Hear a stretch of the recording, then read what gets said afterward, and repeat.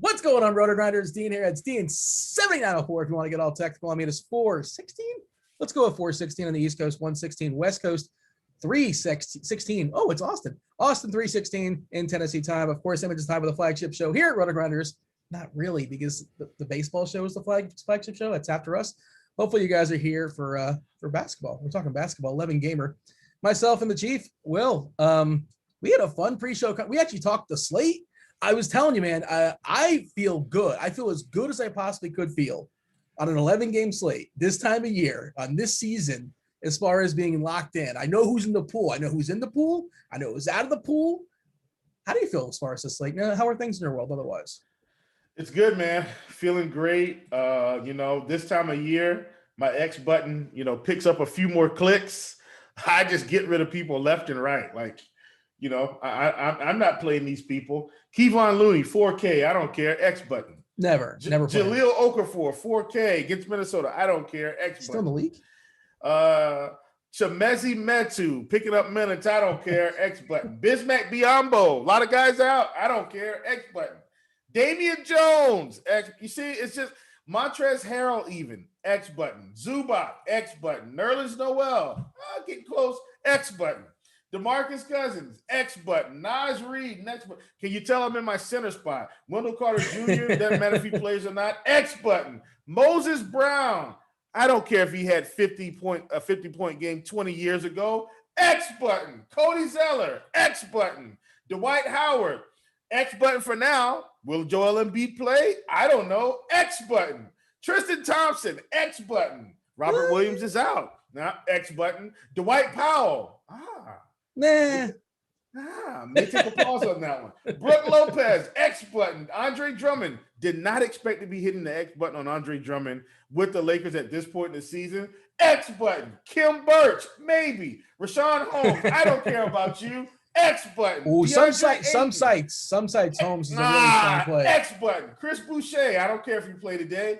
X button. Bam He's $10 on Yahoo. Who? Boucher is $10 on Yahoo. If he plays, he's pretty interesting. Listen, I'm on FanDuel, dude, so don't get I want to clarify for the people watching. Okay, good. They might interpret that as a universal X button, and I want to just make it clear. It's a FanDuel X button. JV's out, so we're gonna hit the X button. Mo Bamba 8,100 against Milwaukee. Good Lord. What? Forget it. X button. Karl Anthony Towns. Maybe. Nikola Vucevic 9,800. Nikola Jokic, about as close to the lock button as we have in Could this be the whole show, but we do this for the next 45 minutes? Hey, I could go down every position and have a massive X button exposure, D. It's late in the season. Just play the guys that you know are playing for something, or play the young guys that want to stay on the team for next season. And we've got the magic sauce here. Stupid things are going to happen, which is why I have just not been multi-entering, and I've probably cut back on my profitability, because had I been multi-entering, I probably would have made a few extra dollars here or there, right? Maybe I hit 100K, but guess what? I don't want that stress in my life, Dean. I don't want Giannis Antetokounmpo ruled out at 859, and then I'm doing a massive global swap down to a 5K player because I can't fit anyone else and I don't have time to switch my CSV. Just don't want to get involved in that kind of activity. So you know what I've been doing, Dean? Hitting the X button and building single entry lineups. Back over to you, my friend. What's up, folks? Counterpoint, chaos is a ladder, man. And if you know how to adjust to the chaos more than the field does, and you should, you do this better, and you're doing it longer than most, you should embrace it in theory, despite the fact that it's going to give you an ulcer and drive yourself insane. And I'm kind of the same way. And I'm looking at that Sunday slate where there's 15 games, and I'm like, I can't imagine playing that. But at the same time, what I'm going to do on that Sunday slate, D? The whole slate. X button. It's getting the X button, D. I'm just not getting involved. I mean, it's going to be wild for sure. I'm X buttoning some teams, which we'll talk about as well too. Oh, let's talk about it. It's an 11 gamer, and there's many teams you can kind of sort of cross out. Let's throw the body parts out to the people. Well, I won't even be the body parts, just who's in, who's out, stuff like that. Super important. Say hello to YouTube. What's up, YouTube? Do like, do subscribe, do turn on your notifications. It's very helpful for the channel. Keeps the proverbial lights on. Do appreciate that. If you guys are here for baseball, stick around. Baseball is following us, I believe. Well, Devin, in my ear, is it Derek Carty doing baseball? Is that correct? It's Blender and Kirk D's. Carty is doing the premium. And if you guys are not clearly, members, D doesn't look at the graphics before the show starts, or you would have known this information. You did a whole rant on the graphics. I did do a rant on the graphics, and then you said it's Derek Carty, I believe. No, it's not Carty. I know I saw his name, but yeah, he runs the bat projection system, Dean. That's yes. Derek Carty. Yes. Well, he's also been on the show before. You guys can get yourself $10 off first month RG Premium. You want just one sport a la carte. You can get all the sports with the exception of NASCAR. Devin, fabulous multitasking. Producer's going to go ahead and drop that link in chat. We're going to bring SBK on in about 10 minutes from our projection team, talk us through some of the stuff that's kind of sort of up in the air. We have a fair bit of clarity considering the time of year it is. Most of the stuff we kind of know. Now, goofy things may happen. Toronto, everybody's out for Toronto. Lowry, Siakam, FDV, OG Anunoby, Hood, Watson. There's a possibility Boucher comes back for some reason. I don't know why.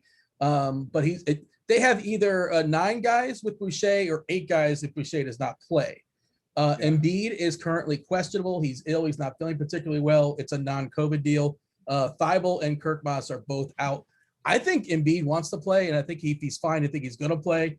And Philly wants to lock down that the 1 spot. So I think there's a decent chance he actually does go. Detroit, with their shenanigans, they brought everybody back for 1 game, which is just hilarious. My gosh. They don't even know how to tank properly. They're one night only. That's what they did, Dean. They one night what's only. That? Like then what? So now everybody's back out for Detroit, with the exception of the Jacksons, Frank and Josh. Josh has a tooth. Frank's got an ankle. So they're both questionable. Jaylen Brown, that's a bummer. He's out for the season with a wrist. Can the Jackson 2 just sit out? I know I'm interrupting your body parts. That's fine. We need Jackson 2 just sit out this game. Like don't even get in there. Just sit out. Let Killian Hayes and Sadiq Bey and Stewart and all these just let them run wild and play a little bit. You're in the Cade Cunningham sweepstakes. Like, don't mess this up. We're going to get 37 minutes out of Killian Hayes no matter what. Like, he's going to play a pile of minutes. I think he got 38 the last time. They finally unleashed him. The most players they can have is 10. They could possibly have 8 if both Jacksons are out. 9, of course, if one does sit. Please, why do you want that? Why do you want to embrace Detroit? When does that ever work out? It's going to work out tonight. I can tell you that. Wait, Dean. Okay, let's clear this up. We're interrupting body parts. That's fine. Keep going. We're interrupting your regularly scheduled programs for a broadcast announcement. Dean, the Detroit Pistons are playing the Minnesota Timberwolves, who are also not good. They do have better players, right? They have better name value. They have better star appeal with Karl Anthony Towns, with D'Angelo Russell. Bottom line, this team still isn't good, right? Now, they may be good next year. But they're not good right now. And I want to get some Saban Lee against this Minnesota team. Saban Lee played 32 minutes against Chicago with all those guys out. He's very affordable, especially on DK. I'm going to hand you the reins to DK, but I did the podcast last night, so I know he's sub 4K. Like, he's around, I don't know, 37, 32, 35. 3-4. 34. I missed all of it, okay? I got it all wrong. At any rate, 3,400 for Saban Lee in this spot. And guess what? I love when teams get blown out in this spot, Dean. I love it because you know what that means? Karl Anthony Towns is going to be on the bench in the fourth quarter. D'Angelo Russell might be on the bench in the fourth quarter. He played in the fourth quarter last game. But most of these star players should be on the bench, which means I'm going to get Saban Lee in an equal opportunity spot against these bad bench players, and he's just going to get to run up the score in some garbage time. I'm planning for some Detroit garbage time on this slate, as long as Josh Jackson with the mouth and Frank Jackson with the ankle sit out. I think this is a fantastic spot for your Detroit basketball Pistons. I mean, it's a great spot for them. I used to hate that. I hated that when the announcer did that. It was against like my Heat. It was so obnoxious. I guess it's fun if you're a fan of the team, but I really did not enjoy that. Yeah, Minnesota is a 7-point favorite on the road. Is pretty much everything you need to know about that game. And also the other thing you need to know is Detroit. They have 20 wins in the season. OKC's got 21. Minnesota, their opponent, has 21. Casey, if you know what you're doing, Detroit, do your absolute best to lose this basketball game. Shoot on your own basket if you have to.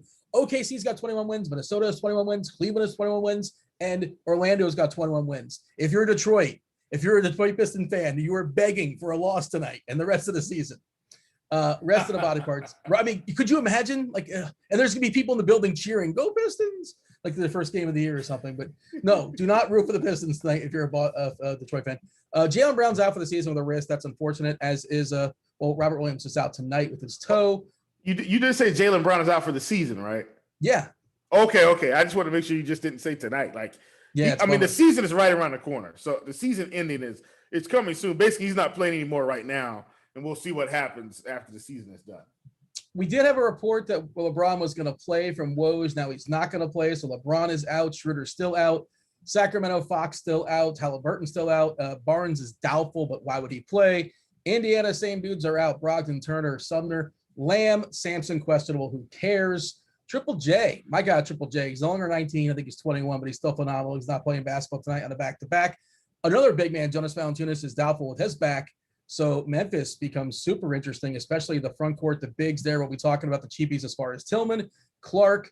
I think they're both interesting in this slate. Your Charlotte Hornets, basically the same with the exception of Graham. He's questionable with his knee. Don't know if he's going to play. Of course, Hayward, Bridges, Cody Martin not playing basketball. Orlando, pretty much everybody out have been out. Wendell Carter is questionable with his eye. OKC, a little bit healthier, but Maladon is out with his foot. Lou Dort is questionable on the it is an island game, so maybe he plays. Who knows? Ty Jerome also questionable with his calf. The Clippers are healthy, with the exception of Ibaka and his back, and Coffey's got those health protocols. But otherwise, they're one of the healthier teams in the league, as is Chicago. Just Tice is questionable, Brown questionable, but one of the more healthy teams as well. Denver may get Monty Morris back. I don't think you play Monty Morris, but that would muck everything else up if you're thinking about the peripheral guys. Not that I'm really on them anyway. Dozier is out with his adductor, and let's see, Barton's still out as well.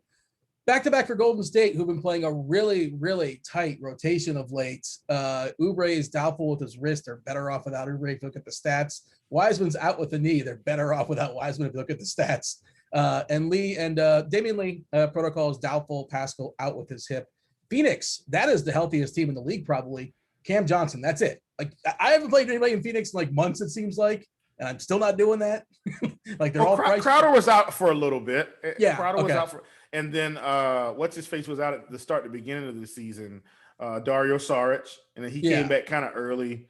So they've had some guys out randomly, but they haven't had a whole lot of COVID touching them. And I don't mean that lightly. I mean they've had to have done a good job of trying to keep guys not having to get in the protocol. Maybe a lot of those guys are vaccinated, because I know the vaccination opens up some other things for teams in the league where they may not have to be so stringent with the rules. So I'm not sure what they've done, but I do know that, like you said, they've been fairly healthy most of the season, and it's being reflected in their record and their standings.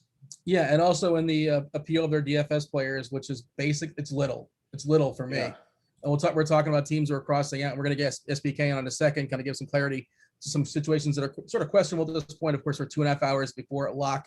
Zingis is Kristaps Porzingis is out with his knee. Kleber is questionable with his Achilles. Just the front end and back end stuff, just to get it out of here. Boston on the front end of a back-to-back, as is Brooklyn, Dallas, the Lakers back end. Indiana, Memphis, Golden State, everybody else island games. Before we bring SBK on, give me a couple of these teams. Thin out the slate. Give me some teams who are just like kicking off, like we're not playing anybody there. Of course, there's a chance like as a last man in, but in theory, you're not attacking these teams. Man. So in theory, I'm probably not playing anyone from the Knicks, right? Like in theory. Julius Randle is 9,400 I mean, he's 9K on FanDuel, which is like right there, but I'm probably not playing anybody else. I'm probably not playing anyone from the Clippers. I know Kawhi is 8,200 on DK. Like that's so close. That's weird.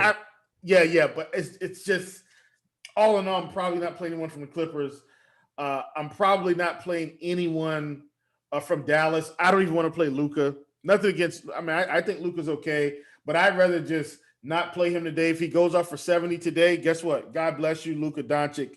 I lose, but I'd rather just fade him today. You know how I feel about Boston. Evan Fournier is very cheap on DK on FanDuel. Full scratch for me. And then the Bulls. I don't think I want to play anyone from the Bulls. I know they're playing the Brooklyn Nets. Vooch is close on FanDuel, close enough. He's an interesting bring back. I think he's a really interesting bring back if you're playing KD or something like that. And if this game does stay close, Vooch probably has a huge game. Yeah. Now, and I think we're all going to agree on this one. This is probably the easiest one on the slate. Just take your X button and just unclick the Milwaukee Bucks. Just don't play anybody. I mean, just X button them all, unless we end up in a scenario where a lot of these guys are ruled out. Devin, my assumption is that Dean is frozen. That's what it seems like to me right now. So am I flying solo here? It looks like Dean's frozen yet again. There it is. Ladies and gentlemen, Dean is frozen. I'm flying solo right now. We're about to flip this thing up. When SBK comes in, he will drop the knowledge. I did want to go ahead and get this in because my good friend Andrew, this is for you because Andrew does typically ask us, for some props of the night and stuff like that. So when we get into it, I'm typically into the props. But Devin, is SBK in the room? He is. In the building? He is in the room now. So I'll bring that in after SBK. My brother, SBK, what is going on? Welcome to the show. How we doing? I'm good, man. It looks like I'm going to be hosting and providing analysis. So I'm just going to let you get down to brass tacks because we've got a lot of guys out, a lot of guys that are probably going to be viable because of their pricing. I know Detroit's probably a hot button. Toronto's probably a hot button because we already have the news, and I know you guys have done a spectacular job projecting it for us. So you just hop in wherever you want, and I'll throw some questions out as they come about. So actually, I am going to start with Detroit, not because it's Josh Jackson's team, but just because that's kind of the spot I was actually just looking at. So I'm still trying to figure out what's going to happen if Josh Jackson and Frank Jackson are both out.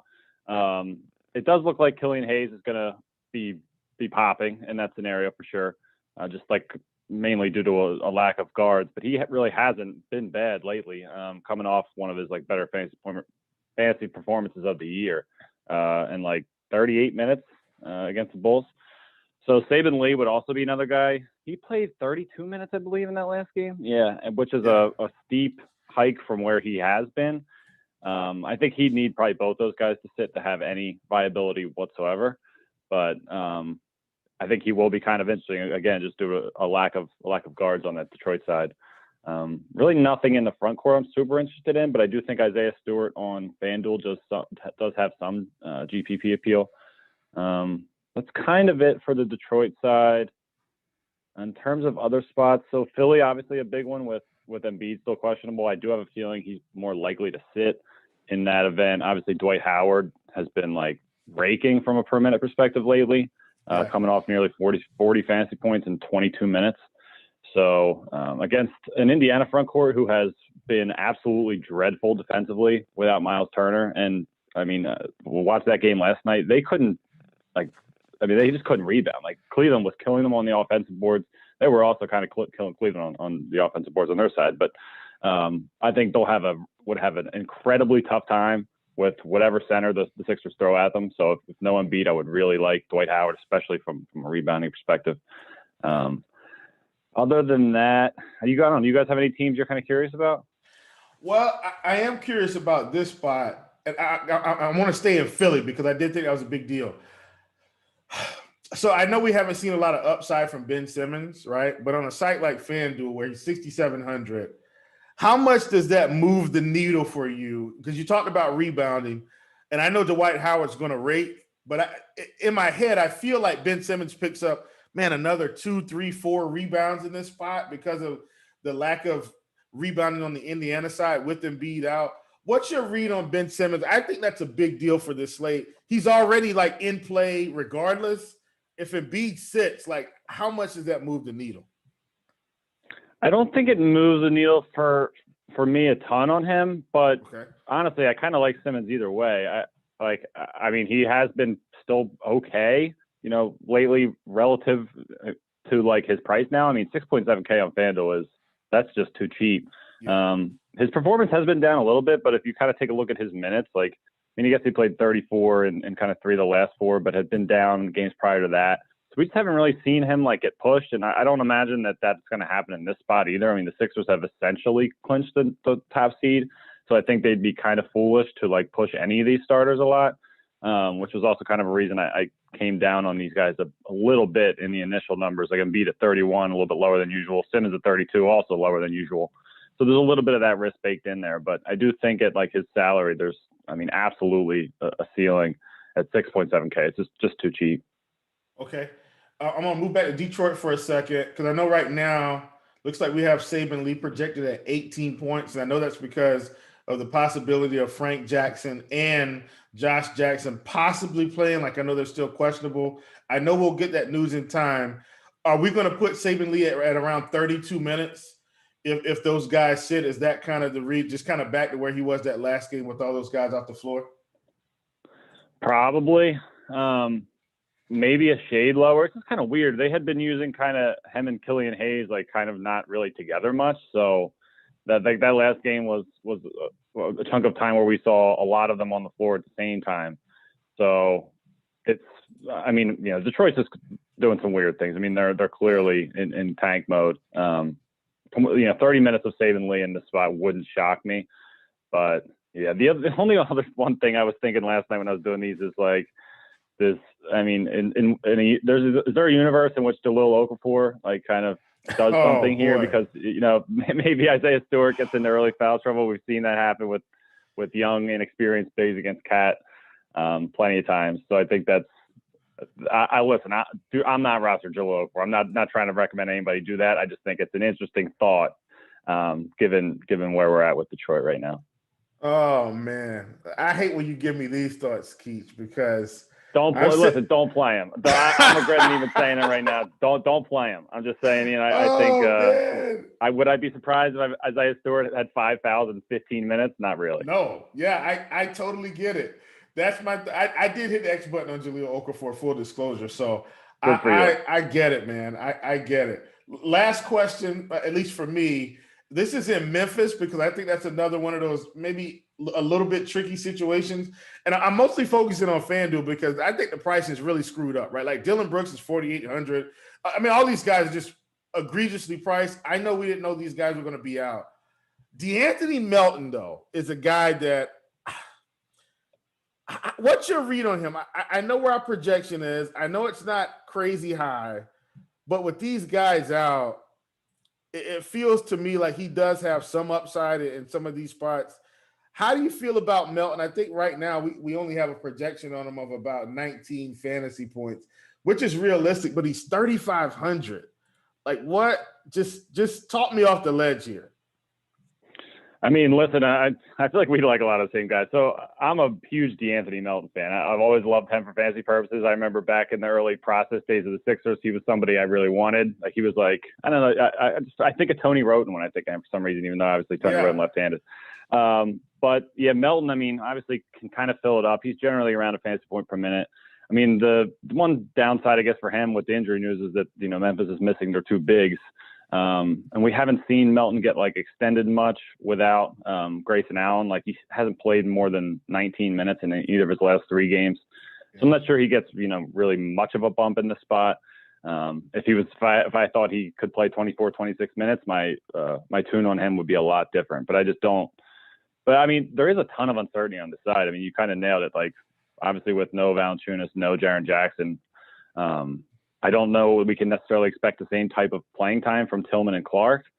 And given that, we could see Memphis play a little bit smaller. Wouldn't be shocking if they did that against Dallas. But yeah, I mean, I think Kyle Anderson on this side is the one guy I'm like really, really wanting to play more so than anybody else. But I do think the Dylan Brooks FanDuel price tag, which you pointed out, is way too low. Yeah, for sure. Well, I think that's it for me. I don't have any more questions. Dean, I think Dean's in the building. Is that correct? Devo, Dean's back in the building. Yeah, what's going on, y'all? I apologize on behalf of my internet. I don't know what the story is, but I'm sure I trust that you guys knocked everything out, and everything SBK said and everything Chief said, I agree with. I hope. Well, I hope you get a Jalil Okafor lineup coming up then. Oh no, we're not. We're in disagreement. That's not going to happen. Hey, is Embiid playing tonight? Just tell me that. You know this or no? You know a guy? Gun to my head, I say no, but still questionable.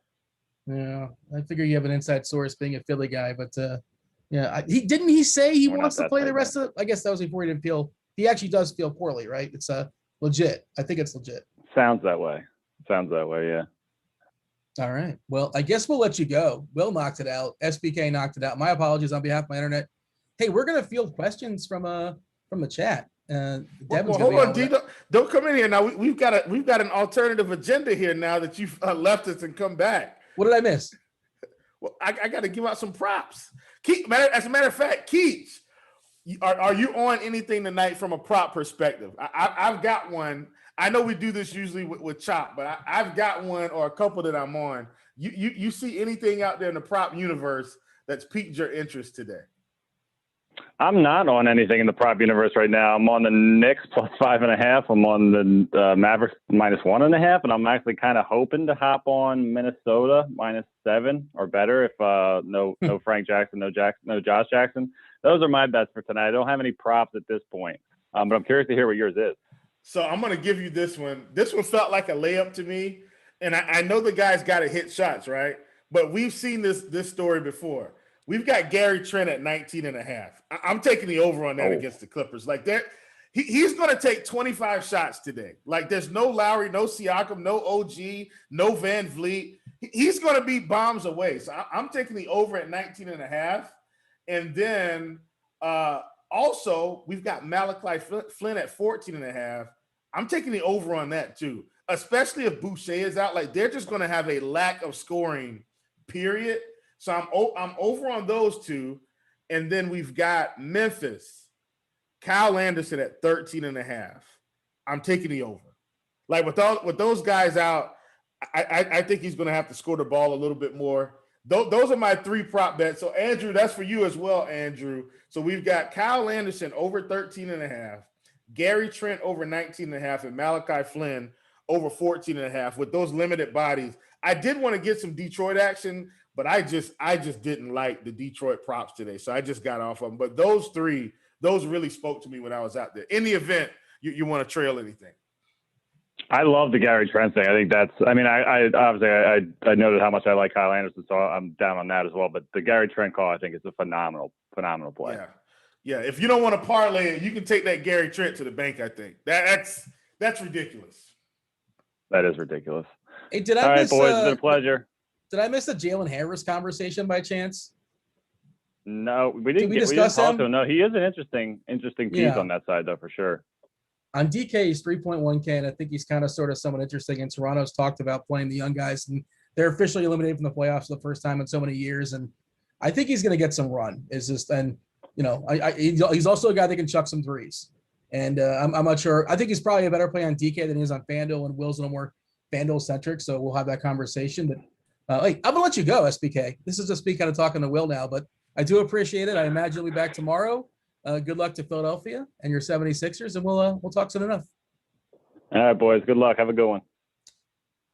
I guess the Boucher matters as well too, but again, either way, they have 9 guys or 8 guys. Do you have a thought as far as Jalen Harris? Well, I imagine he's 3.5 on FanDuel, but 3.1 on DK generally means more than 3.5 on FanDuel, just kind of the way salaries are constructed. Any thoughts as far as Jalen Harris? I don't hate it. He's 4.2 on FanDuel, and Freddie Gillespie is 3,600.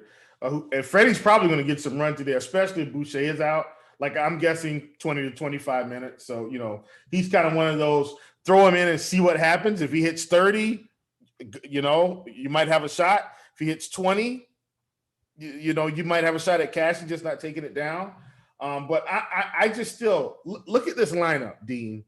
If Chris Boucher does not play, I'm telling you, Malachi Flynn and Gary Trent are the guys that's going to put the ball in the hoop for this team. I mean, I know Kim Birch is lurking down there at 5,900, but he's not going to be shooting jumpers. And I know he does shoot from time to time. He can hit a 3. He's capable, but not great. Yeah. Right. I'm saying he's not going to be bringing the ball down, coming off of a pick, and then just launching it. Gary Trent's taking 25 shots, I think. Malachi Flynn's probably going to take 15 to 18. Just looking at this roster, I just don't see. I mean, Yuta Watanabe, Stanley Johnson. Maybe Stanley, goes the back to college. Steamer's the worst. I never again with Stanley Johnson. And I mean that. I'm never going to roster him again. Yeah, DeAndre Bembry, he has no upside, just none. I mean, so that's kind of why I got on these props. That's why I really like these guys. I mean, we've got Gary Trent projected at 60% on FanDuel. Jeez, that's high. Jeez, I'm not hitting the X button. He's 4,900. Like, you just put him in. By the way, Durant on DK is 9.9. I'm not sure if you caught that, but they're playing him a ton of minutes. Yeah. So he seems like one of the best big spends. I'm not sure if he really kind of covered big spends, but Durant and Curry seem to make a ton of sense. I mean, it's the cheap Toronto pieces, especially depending on Boucher, the cheap Memphis pieces, Tillman and Clark, and then spend up on some good players. Well, let's do that, Dean. Let's see if maybe we can rank our big spins. I'll do mine on FanDuel because I do have a favorite big spin, and it's no secret. It's Nikola Jokic against the Charlotte Hornets. He is absolutely my favorite big spin. I know he's going to play. Let's keep running into this MVP, trophy that he's probably going to get. It seems like they've already given it to him. Might as well keep piling on the numbers. ESPN's trying to give it to Embiid for what it's worth. They keep hyping. It's Embiid. Embiid's going to get it. Like, no, it's Jokic. Look at the Vegas numbers. Vegas will tell you who's getting it. Yeah. So, I mean, I'm on board whether or not I think he should get it or not. The bottom line is I think Jokic is going to get it. And I mean, look, so many different variables here in terms of MVP this year. Bottom line, if Jokic gets it, I'm going to be happy. If Embiid gets it, I'm going to be happy. If Chris Paul got it, I would probably actually be very happy. It's just, anyway, Denver Nuggets, Nikola Jokic, he's one of my favorite spins on the night. Not a lock button at center because I do think Birch is viable at that price with the amount of minutes he's going to play against the Clippers, right? He's 5,900. I know we've got him projected for 27 fantasy points. He does have 40 to 50 point upside. He's not going to hit it every game, might be 1 out of every 20 games, but he does have it. I think he had a 44-point game a couple weeks ago. So it's possible. And if that happens, that allows you to, play someone else. Same game, though, Michael Porter Jr. at FanDuel at 7,100. That's a great price. I mean, we've got him projected at 27%. Ladies and gentlemen, you want the lock button of the day? Here it goes. Michael Porter Jr. small forward at 7,700. For sure a lock button. Now, I told you I'm not multi-entering. If I was multi-entering, I would be doing this. He would be my lock button at small forward, period. Everyone in your roster is a lock button today. Well, today because I'm playing single entry. But if I was multi-entering, he would definitely be on the list. I mean, I think that price on him is fantastic. I thought he was going to come in around 35% ownership. So getting him at 27, I think that's incredibly fair for a guy that can put up 50. I mean, I think that's incredibly fair. Last one, Dean. And this one is probably going to shock people. This is a guy that I have despised this season in terms of when I roster him. Oh, it's Aaron Gordon. No. I just don't play Aaron Gordon. I don't like it, but the price combined with the opportunity, Dean. God, it feels like Ja Morant day. We've got him projected at 15%, no JV, right? JV's a big part of the offensive production of this team, soaks up rebounds, points. It feels like Ja Morant day. He's 7,300. I'm not saying he's a lock button, but I would be over the field at 15.9%, basically 16%. I think we go way over on Ja today. Dylan Brooks is projected at 41% for what it's worth. Seems like we're going to have some popular players from the Grizzlies, and not one of them is Ja Morant, Dean. Look at these percentages. 15 on Ja, 41 on Brooks, 35 on Kyle Anderson, 52 on Tillman, these are warranted ownership projections. Tillman's 3,600, Kyle Anderson's 58, Dylan Brooks is 48. They're all too cheap, but so is Ja Morant. He could easily put up 45, 50 here. I like it. I think we go over the field on Ja Morant today. You heard it here first, second, or third, depending on which show you listen to during the day. Before we yield to the chat, and again, chat, fire up some questions. We have last 15 minutes or so. We're going to be answering your questions. Devin, our fabulous multitasking producer, is going to join us, and he's going to ask the questions on your behalf. Be specific so it makes it easier to answer. Give us details. What site is it on? It's a tournament. Is it cash? Yada, yada. We'd appreciate that. So the Ja thing is, it's not that I don't like Ja, but I like guys that are cheaper more. I like Killian Hayes more, dollar for dollar. I like Flynn more, dollar for dollar. Or I like to spend all the way up for a Luka or spend all the way up for a Curry. Golden State playing really, really tight rotations. If you want to buy in a narrative street as far as Curry, the Beal Curry, the thing going back and forth with Bazemore as well too. Curry still's got one more 50 burger before the season's over, I believe. And why not tonight? Talk about the concise rotations. The big men conversation we touched on. Oh, worth noting, we talked about this pre-show. Tillman and Clark have played 444 minutes together tonight. So their ability to play more than 48 minutes combined is definitely in play with the absence of Triple J tonight, with the absence of Valanciunas currently doubtful. We assume he's not going to play.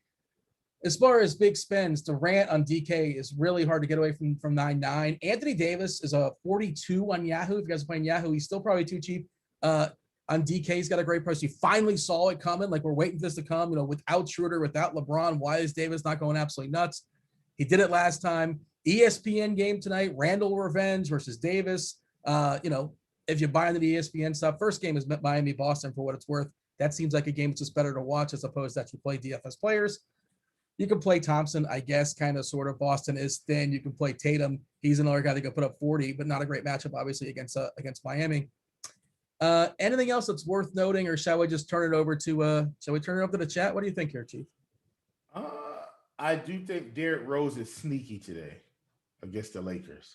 Okay. I think he's sneaky, especially if Burks and Quickly are out again.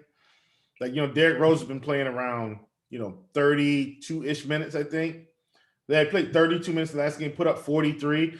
I'm not guaranteeing you a 43. I'm saying Derrick Rose at $6K on FanDuel. I think he's still got some upside there. If the news breaks his way, I do like that price. That's all I got. I got a FanDuel question for you. Player that's been looks like an amazing price for a while now, and it hasn't exactly. More times than not, he's disappointed. But the matchup is there. Point guard, Ben Simmons is 6'7" on FanDuel against Indiana. Yeah, I think you just play him. Is he might not even burn you that bad. If he puts up 35 fantasy points, look, you want 45 at that price, in my opinion, tonight. I want 45. He puts up 38, that's still overvalue. He puts up 40 of it, he gets to 32, it's slightly under. It's not going to burn you, but it's not going to help you either. The difference between 35 and 45 for Simmons is stocks. And how do you predict those? But he can get you 6, he can get you 2, and that's just kind of how that goes sometimes. Of course, he can get one of those poor man triple doubles as well. And I also want to mention, I didn't mean to cut you off, but I think that game. We're good. If Embiid plays, is nobody playing Embiid against Indiana, a team that gets absolutely annihilated in the paint with the absence of Turner? They don't give up a ton of threes. They just get roasted in the middle. And hey, Embiid, who's going to stop him? Sabonis, get out of here. Gogo Batadze, please. And again, we've seen Embiid play limited minutes because for multiple reasons, but there is a path if he plays tonight. Him playing 34 minutes. And also, if Embiid doesn't play, I think it makes Sabonis and LeVert better plays because Philadelphia, their defense weakens. And Thibault's not playing too, a really good defender.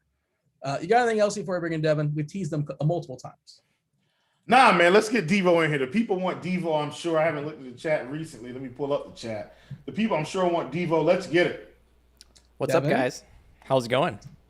What's going on? I apologize for in my internet, Devin. I'm giving you yesterday you had a rough day with we had a whole long Dean, stream going on. you keep me on my toes, and that's that everybody needs somebody like that in their lives. Devin, hit me with it. I think my eyes are deceiving me. I'm very disappointed. Do we really only have one like so far? Well, my goodness, I haven't even taken a look yet.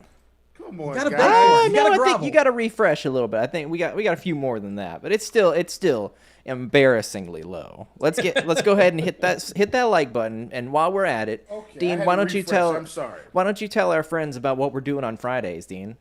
Yeah. Oh, yeah. I should say the like button. I don't like to beg or grovel or stoop, but come on, man, just hit the Pavlov's dogs. It's a free show. Free show. Just hit the like button. It's not that hard. It takes 12 seconds, give or take 11 seconds. It really takes 1 second, one motion. Like, subscribe, turn on. You don't have to subscribe, turn on notifications. Just the like button. That's suffice. That's good enough compromise. So Friday, we're doing the Big Brain again. We're running it back. Andy Means took it down. If you guys don't know where Big Brain, it's basically a hybrid of HQ trivia and DFS. You can make money in it. Just know some trivia. Matching deposit bonus up to $50. No code necessary. And Devin, I imagine either on the screen or you're dropping a link in chat for the people. And some of the, there's some of the topics that have been cycling through. Fairy tales, I would not do well in that. Chain restaurants, the Golden Girls. Well, who knows? Who's that? Rad Dad is a big Golden Girls fan, I believe. Shout out Rad Dad. Golden Girls, huh? They got some fun topics in there for sure. Rose is Thank you everybody's for favorite, right? being a friend. Boom, boom, boom. Travel down the road and back again. Will, has Devin seen the Golden Girls? What do you think? Yes or no? I'm going to go with late night, Nick at night. Yes, Devin has seen the Golden Girls. Come on, Devin, give me a yes. I have. Dean loves to Gifts speak don't in count. these. Like a Dean four- loves, I win Big Brain Trivia for today. Dean loves to speak in these absolutes, and he thinks, Devin, he's young, so he was born 10 years ago. He doesn't know about anything before 2000. I had a Tell him to childhood. bring me my money. How many Golden Girls can Devin name? Oh, geez. See, that's a different question. We're not talking about if I absorbed what I watched, but I've seen it, Rose, Blanche, Sophia, and Dorothy. There you go. All right. You have some questions for us? I do. We got about another 10 minutes or so. We can knock out as many of these as we can. Don't forget to hit that like button like we said before. Smash that subscribe button as well. Yes, please. Will's on FanDuel, Dean's on DK? Sure. Yes. All right, Will. Billups wants to know, what's the lock button play? I think you mentioned Michael Porter Jr. I've already given it out. Yes. Michael Porter Jr.? MPJ for sure. All right, Dean, give us the DK lock. Durant. Oh, so enthusiastic. Rousing endorsement. I think it's. I mean, like he's under 5 figures. Come on, man. That's the quietest anytime anybody's ever said to lock Durant. Yeah, I think it's got to be Durant. Yeah, let's go Durant. Eric in chat bringing in the real questions. Wait, the headline is Chief can sing. We need to have a duet with Cheese and Chief. So funny story. My degree is in music, actually. Ooh, look at this. Yes, You play keyboard, right? I put that in the chat. I play drums and keys, by the Oh. way. Yeah, not just keys. I play both. All right, we're gonna need to bring. Devin was multi-talented. I'll raise you. We got to bring these instruments next time we have the RG party. We'll have ourselves a throwdown. Half keyboard will travel, half drums will there travel. it I is, just can't ride a plane. I have to drive. I could play a mean triangle if you need a guy. Oh man, there it is. All right, let's Orchestra's hiring. lock in some lightning around here. We'll knock out a bunch.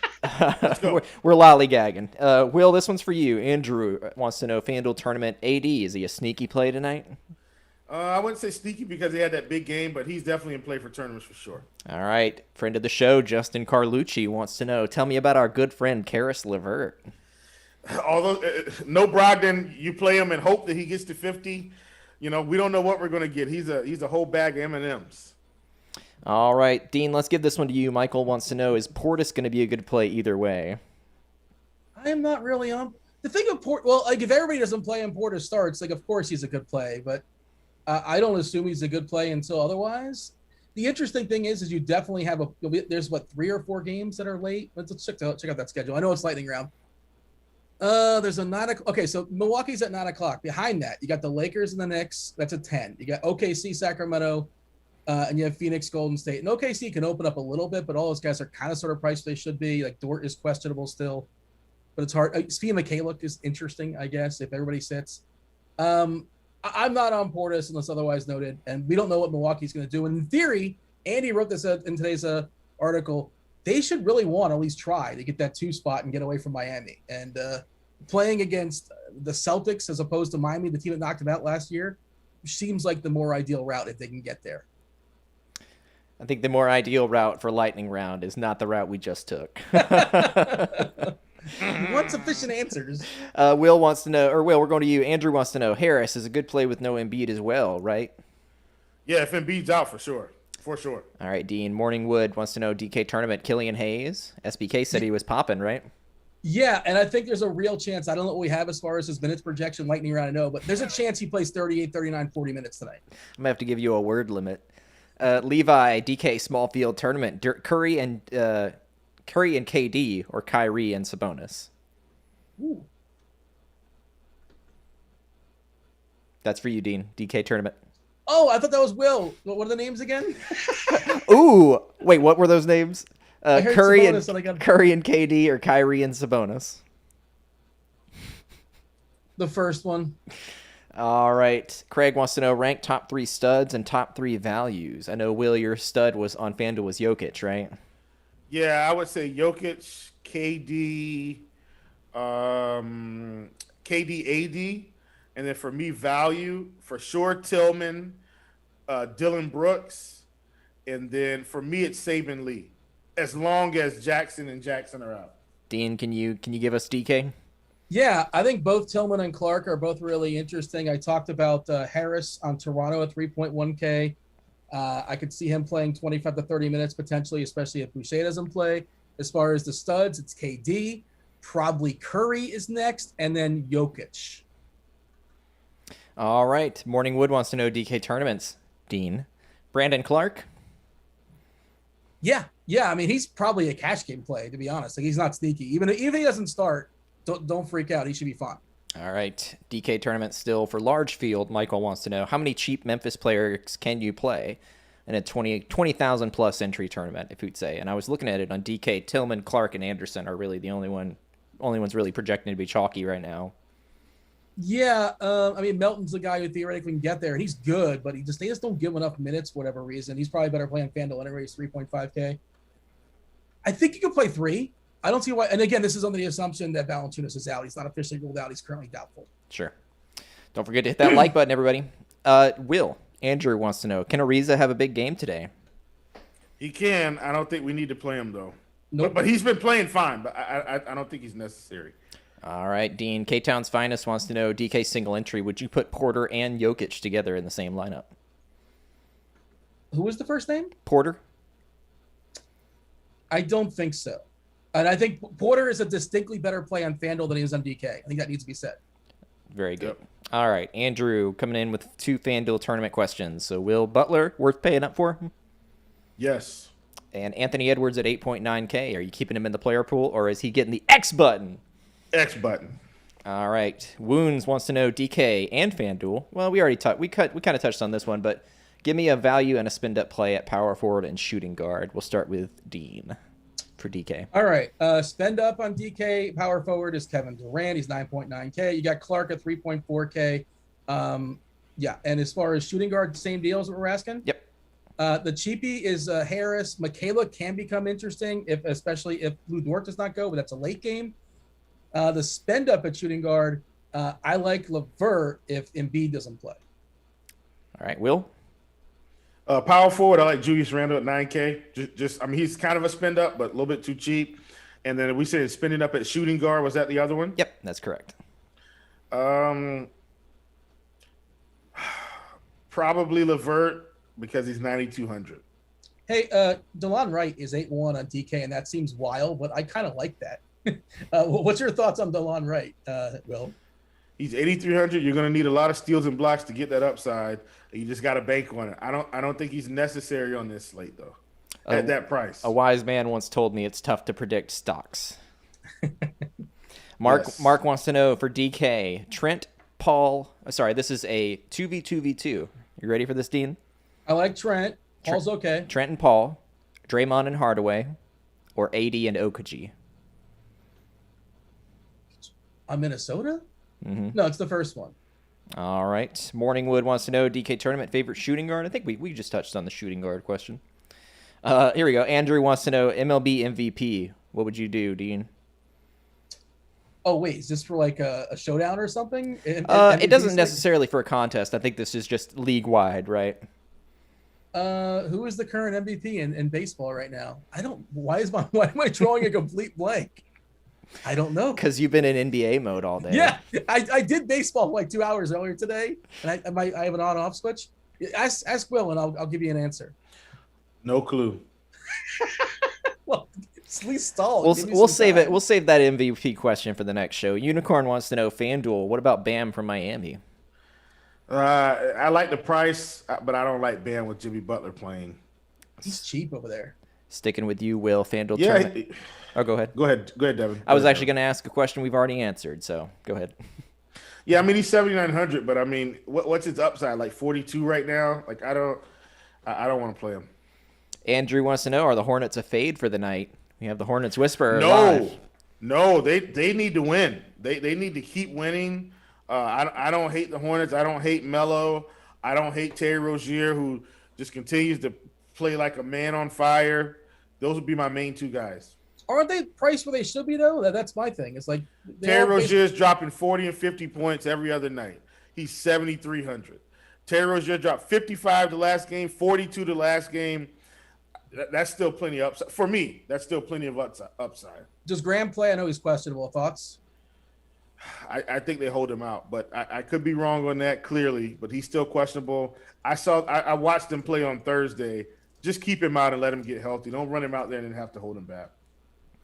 All right, we're coming up to the end of the show. King Moses wants to know, FanDuel tournament, do you guys see KD crushing tonight? Yeah, I mean, he's 10-6. I think I'd rather take the discount and just go down to Jimmy Butler in that case, but I do like KD. All right, Dion wants to know, Mo Bamba bounce back tonight? Dude, he's expensive, man. And there's also a chance that Carter plays. Like if Carter plays, of course not. I can't justify it. I can't get there. But he's also one of those guys that can run up 8 or 9 stocks. And if he does that, which I heard word in the street, a wise man once said that stocks are hard to predict. I don't know, man. I'm not getting there. If he does, congrats to him. But yeah, I can't see myself rostering Bamba. Now we'll end on this one from Morningwood. DK tournament, Paul. Now that seems rather open-ended. Like there could be potentially 3 or more players. Probably Chris Paul. Chris Paul. He's 7,800, man. That's a good price on DK today for sure. Well, cool. That's about brings us up to the end of the show, but don't go anywhere. We got another hour for baseball coming right up after a short video. Dean, you want to take us home? They're going to talk about potential MVP, Ronald Acuna. There you go. Will, how could you not say Acuna? You're an Atlanta fan. What's going on? Dean, I'm not 100% plugged into baseball right now. Like my brain is split in like 2 or 3 different ways. Dean, you I got needed a 10 sports minutes. card show after this. Like, come on, man. And you're talking football on that one too, right? Yeah. So let's go. Multitasking, Dean. Well, tell the people about the sports card show before we go. Yeah, man. Sports Card After Lot, good friend of the show. Jeff Wilson will be on sportscardinvest.com, one of the sponsors. We're going to be talking football today because after the draft now, want to kind of look at some trends, see if we're kind of moving into that space where we want to start buying football cards. Show be here, 7:30. Come hang out. We're trying to build a community. I got to get in Discord a little bit more. I'm aware of my deficiencies, but please come hang out with us, folks. It's going to be fun. My apologies for my internet's deficiencies. Hopefully that will not happen again. We're going to make a stern call to my provider when we get off the air. I can't wait. Thanks, Devin, for hosting. Thanks, Will, for holding on the fort with the SPK as well. Do want to thank the chat. We're going to thank you guys for hitting the like button, subscribing, turn on notifications. And if you want to know about baseball and the potential MVP, you guys can stay tuned because we have, I believe it's Kirk D's and Blender. And for premium members, you get yourself, is that wrong, Devin? Nope, you got it. You nailed it. Oh, nailed it. All right, there you go. It took me 2 tries, but I got there. And then crunch time later on, if you guys are premium members, Andy Beans and the aforementioned CEO of the Bat, Derek Hardy, talking some baseball, 2 sport crunch time. Friday, big brain, get yourself some trivia. We'll go ahead and drop that link in chat. There's no promo code necessary, $50 as far as the match bonus. Have at it, trivia, good times. Learn, study up on some Golden Girls. Devin knows all about Sophia, big fan. Gonna have to brush up. That was the show. That was the show. Awkward silence, awkward exit. Will, Devin, basketball, Dean, holler.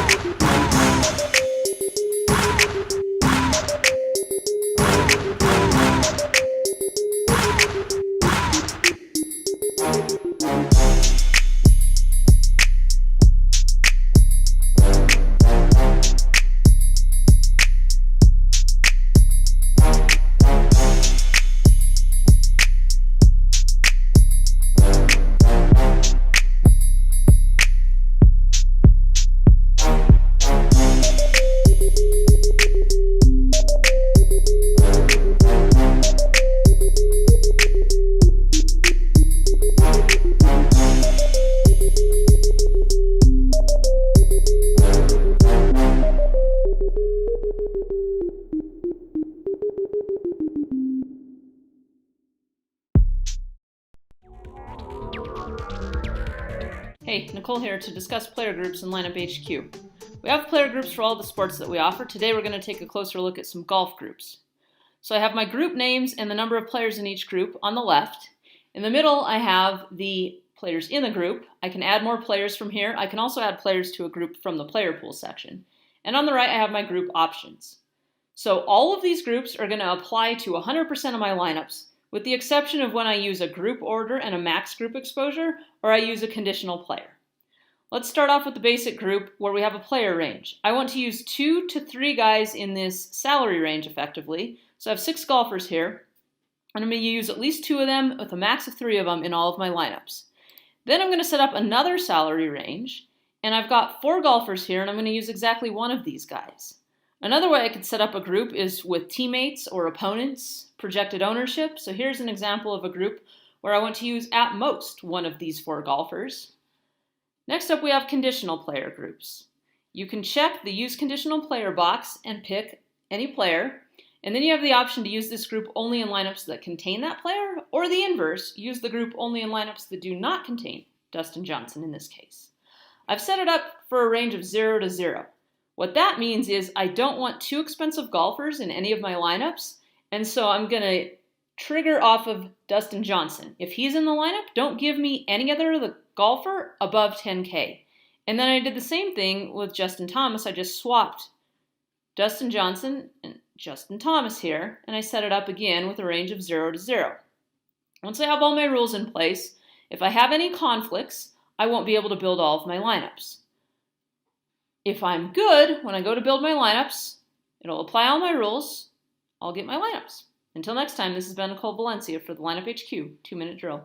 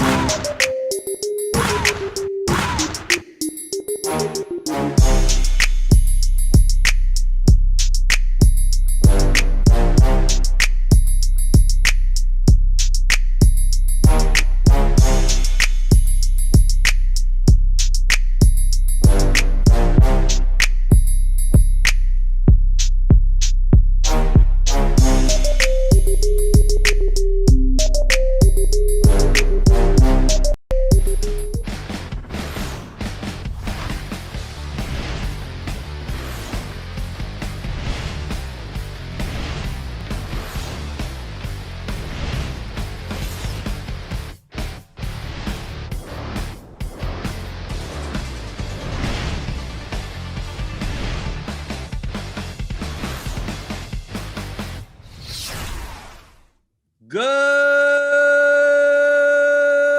evening, Grinders. Welcome to Grinders Live here on Rotogrinders. I'm Jordan Cooper, aka Blender Ed, Blender HD on Twitter. Join with me with Chris Kirkwood, Kirk D's, who we normally don't do shows together. Normally, I'm not on Grinders Live, filling in for Stevie today, but I do see your name. We battle on Yahoo a bunch of times. I don't play as high volume on Yahoo that you do, but typically we're both in the green. I see you. I see you in the army of. I'm like that guy with the sword, for the opto army coming. Not as many people play the bat optimal medium projected light. No, not the bat. Although it is somewhat popular, but you got a whole squad of NBA guys just lining up. Well, if it works, if it ain't broke, don't fix it, right? Yeah, I hear you. Right, but we got a baseball slate. We got a kind of chaotic baseball slate. It was going to be even more chaotic. The Yankees have a COVID problem with their coaches, but based on the beat writers, they're expecting to play that game. So I'm going to approach it as that the game's still on the slate. The Padres, we have several players in health and safety protocols. Tatis is going to be out. Profar is going to be out. So their lineup isn't even. I mean, we don't have a starting lineup for the Padres yet. Now that's an 8:40 game Eastern, and obviously that's going to be. It's probably going to be a last minute lineup now too, when everyone's like holding on for that game too. Right, but our projected lineup has Grissom, Cronenworth, Machado, Hosmer, Myers, Pham, Caratini, Kim. So I mean. Obviously, we're going to have to talk about the Padres playing in Coors against Antonio Senzatella, and we'll be updating you throughout Grinders Live with lineups that do come in. We got about a little bit more than half of the lineups in for this slate. But the one thing that won't change is going to be the pitchers on the slate. Kirk D's pitching wise, we got a handful of choices. But do you see one that's going to stand above everyone else's? We don't have a 10K pitch. Technically we do. John, yeah, we do. Technically, yeah. I just wanted to throw it out there. I'm not necessarily going to pay 10.3K for John Means, but I think there's a multitude of ways to go at pitcher. We got a lot of decent pitchers. Like we almost look at the slate and you go, I could play a good 7 or 8 pitchers. And then like the other 7 or 8 pitchers are like pitchers you don't want to play, but you also don't want to stack against. So how are you necessarily approaching pitcher from you could make multiple combinations here on DraftKings where you have to play 2 of them.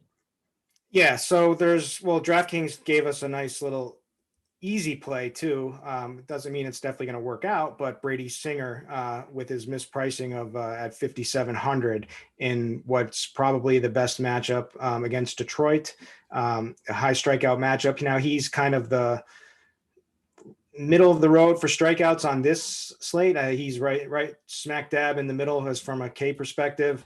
He did play Detroit one time already this season and did get 8 strikeouts against them, worth mentioning here. But, that price, this matchup, he can unlock a lot of potential stack options. So that stands out to me. And then also we do have some value hitters that we can kind of play with. So we can kind of do what we want.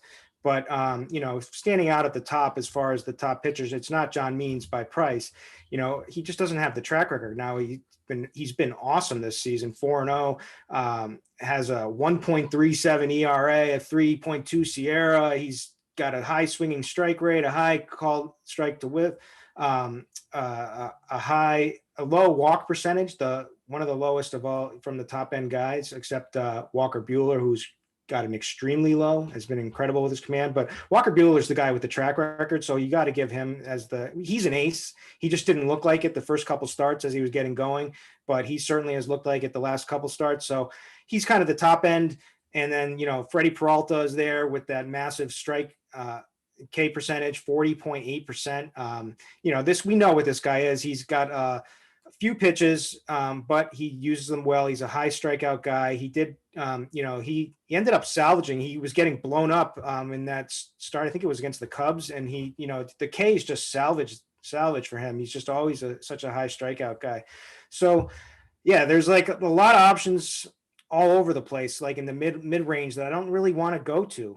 So the way I'm looking at it, sorry, long story short, is I can fit Bueller and Peralta together. I like that, but stacks get a little bit tougher, but we do have some value bats. But I'm definitely comfortable playing Brady Singer, although ownership may, I think he's going to shoot up the ownership percentage rankings as time goes on here. But there's some other guys like Kim, there's Dylan Cease, like there's some other value guys with strikeout upside. So that's all I'm looking for: strikeouts, home runs, and a good stack, right? Isn't it that easy, Blender? Yeah, on the 12-game slate, you have a lot of options in order to do that. We have on the slate, there are 9 teams that have under a 4 implied team total. And typically that's where you target the pitchers. So, John Means, 10.3K, Dylan Cease, 7K, Kenta Maeda, 7.6, Jordan Montgomery, 7.9, Kwang Young Kim, 7.2, Walker Bueller, Freddie Peralta, Brady Singer, and also Marcus Stroman. What are your thoughts? We have two good pitchers in New York, obviously Citi Field, good pitchers park. We currently have Stroman projected at 25% owned. Typically, we don't consider Stroman to be a high K pitcher, but I mean, that opposing team total is 2.91. Do you think that on the slate it's better? Because obviously Bueller and Peralta are much higher strikeout pitchers, but from a run prevention standpoint, do you think Stroman's ownership is going to get up to 25, 30% on the slate with these options at 9,100? Or do you think he's going to end up? Because to me, I view him as like, I'd rather play him if he's 10% owned, but not if he's going to be chalk. Yeah, I kind of think that's going to go down. The only thing that's going to get his ownership going high is that the bat loves him, right? I think you've probably noticed that. So, a lot of people who just slam those bat projections in are going to get a lot of Stroman. Now it comes, we know that I'm sure most of the top players are going to say, I don't want a chalky Stroman at 9.1K when I can have Brady Singer for 5.7K in a better matchup, when I can have a lot of these other guys that have upside like Cease. You touched on Kim. He's kind of an unknown, but with some strikeout upside there. Do you believe in Cease? Do you believe? His last outing, he actually struck some people out, but like his track record on strikeouts is not high. Well, I think he's legit. I do believe in him. I think he's going to get better and better. It's just so they were starting, using him in the bullpen at first, and he was just lights out. But this kid has insane pedigree, and like he's always supposed to be really good. So I am a believer. I just think he's just, it's just, you don't know what we get, and so he's all of a sudden he's looking like he's putting it together, but his walk, the command just isn't there. So he still has things to do, things to get better at, and he's working on, such as his command and whatnot, but he's got the stuff to be a strikeout pitcher, and he's only 7K, and he's looked really good, and this matchup is good for him. So I am a believer tonight in him. Well, speaking of matchups, Kwang Young Kim is facing Milwaukee, and their lineup is, really, especially without Yelich in there. The pitch count, I may have some concerns about it. It seems like this is the type of slate where I could be a little bit more picky at pitcher, because I think they're outside of the Coors Field game, there are a multitude of stacks that you could play. Like, to me, I view it as the Padres are the number one stack. And then any stack that's not the Padres are going to be under-owned. And then I don't know what team's going to put up a bunch of runs. And especially on FanDuel, where you only have to play one pitcher anyway, that I may want to be a lot more picky. And instead of playing instead of playing the guys in the matchups, more just take on FanDuel. I don't think Singer is necessarily an option on a one pitcher side. I think you're probably playing Peralta or Bueller. I mean, Singer's 7,800 on FanDuel. Even Maeda's competitively priced, but it's like FanDuel, their pricing is so soft with some of these stacks that you almost can't even spend your money. So like Stroman at 8,400 on FanDuel seems like a much better play.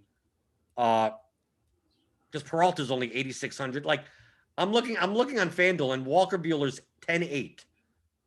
But I almost feel like you have to spend the money if you're going to play any other stack other than like the Padres, because like a lot of the other stacks are just, obviously, unless you're going to play like the expensive Braves stack or Yankee stack or something like that. But like none of these teams have that high of a team total. Do you think on FanDuel you're much more likely to just be extremely picky and like don't even bother taking a shot on guys like Cease or Singer, or I mean, we even got like guys like Robbie Ray, Matt Boyd, who's much cheaper on DK. Just seems like why am I paying a $6,300 Kwang Young Kim when like I'm gonna have to leave 2K on the table just to even play him on FanDuel?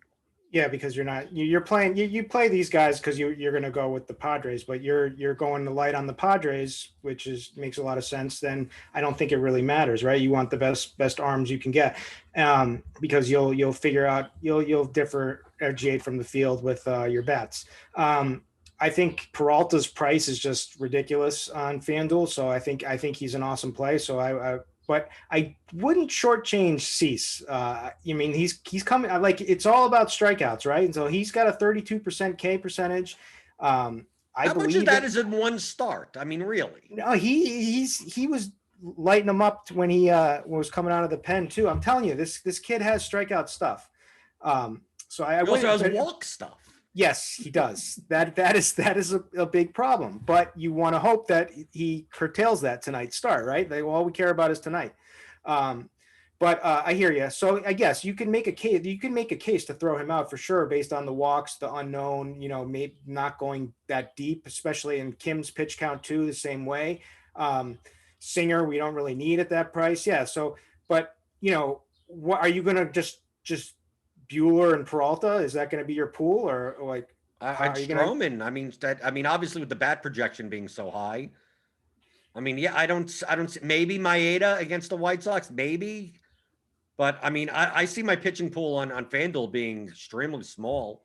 I don't have to play two of them, so like if I just pick four pitchers, like I'm going to get different with the bats. That's why it's a much more interesting slate on DraftKings than it is, and Yahoo, because you have to play two there also. But it's just that do I naturally, I look at Walker Bueller at 10-8 and go, why am I paying that price when I could pay 8,600 for Freddie Peralta? And then once I put Peralta in my lineup and I go and X out the Padres, then what stacks am I playing? Like then it ends up being that like I have Mike Trout in most of my lineups, right? I mean, I have Ronald Acuna. Yeah, exactly. Right. I mean that it ends up being that lineup like all the time, because where else are you going to spend the money? And you could say that you have a similar problem, if you want to call it that, on DraftKings, because we have a ton of hitters that are like 3K or below that you could use, that has power and you could use as one-offs. So in those builds that you make Brady Singer at 5,700, like you don't have to use any of those guys, right? Because you could make a Bueller Singer and never use a 3K player. But if you're going to make a Bueller Peralta lineup, it almost feels like that's still too easy. Like I was looking through some DK lineups with Bueller and Peralta, 9,800, 9,400. And like, I don't feel bad having a Justin Upton one-off. I don't feel Jorge Soler at 3,200.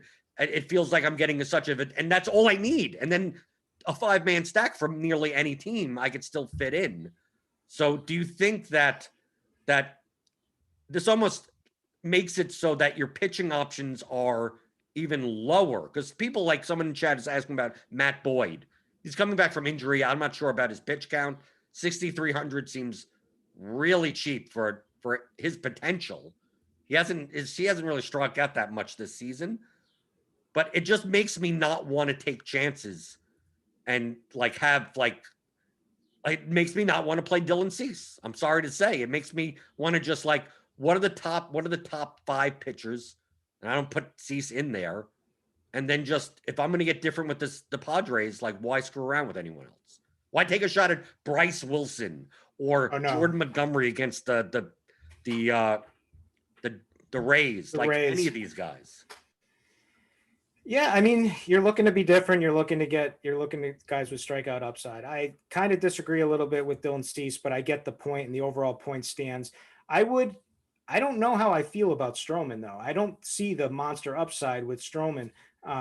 And I do think that there's if he's going to be popular, I would look at guys in the same, like a Pablo Lopez. He's a pretty damn good pitcher for the Marlins. Now, his strikeouts haven't been anything like massive this season so far, but he's got a 25% K rate. He gives up minuscule hard contact, 28% hard contact. He's got pretty good command, 7.5% walk rate. I would look at guys like that. I would just take my list and like guys that I think have upside, I would just play him. Right. If Stroman, I would look at, and I would say, I think his upside's being over projected here. And maybe I could be completely wrong on that. Right. And I lose the slate, but he's the guy that I would be fading tonight. Right. But it could be the type of slate, I agree with everything you say about Stroman. It could be the type of slate where no pitcher puts up a ceiling. Like it could be a Buehler puts up 19 points. Peralta puts up, he gets hit around. He gets 14 points. And like if Stroman gets 4 strikeouts, 7 innings pitched, 1 earned run in the win, and he's sitting there with 22 points, that could be fine. I mean, you could be completely fine. Maybe some weird pitcher puts up a 35-point score. He's only 2% owned, and you don't even have to worry about it. Because, I mean, look, Robbie Ray against the Braves. Anytime Robbie Ray's on the mound, I'm never shocked if he put up an 11 strikeout game. Am I going to play him against the Braves in Atlanta? No, but I'm just saying he's going to be lower owned. Or Lance McCullers at 9,600. He doesn't walk anyone. He strikes out 6-7 guys. He could put up a ceiling game, but most likely these guys are not going to be that owned. So I'm not as worried about it. But like Peralta and Buehler, on the other hand, like, yeah, they have 30-plus point potential. But if they don't put up 30-plus, who's more likely? Like between like maybe Buehler against Seattle, although we've seen Seattle blow up pitchers out of the blue for nothing. But Freddie Peralta scares me. Like Peralta at high ownership almost feels like on a 12-game slate. Then, like it's weird that I agree with you. Like the ownership is what matters to me. Peralta's lower owned, I want to play him. If Stroman's lower owned, I want to play him, but I don't want to play between the two. If this tilts Peralta 38% owned and Stroman 14% owned, I know Stroman has less upside, but I'm almost rostering Stroman as if to say that I hope that Peralta gets blown up. Yeah, you hope that Peralta busts. Right. So it's not. Yeah. So I'm not concerned about Stroman's upside. I'm more concerned about what other pitchers in that range may not score past him. I get it.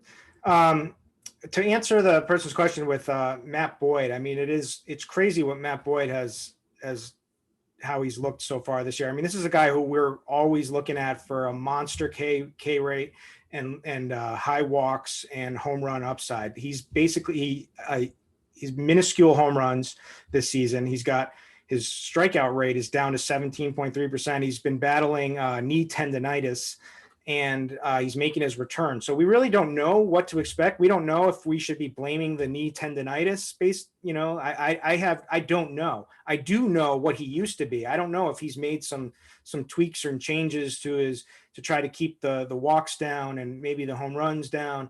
That's totally affected his strikeouts. But I do know that his slider has been non-existent from a caper. That was his pitch that he was always getting his strikeouts with, a really nasty slider. And it's just been nowhere to be found this season. So I'm watching this start today to see if maybe I can blame the knee tendonitis. So I would take a chance maybe in some GPPs, but I don't feel confident in him whatsoever. But I mean, it could happen, right? Anything could happen. Tatis is tested positive for COVID. Yep. We just got that news. And 5 Yankee managers who've all been vaccinated. Right.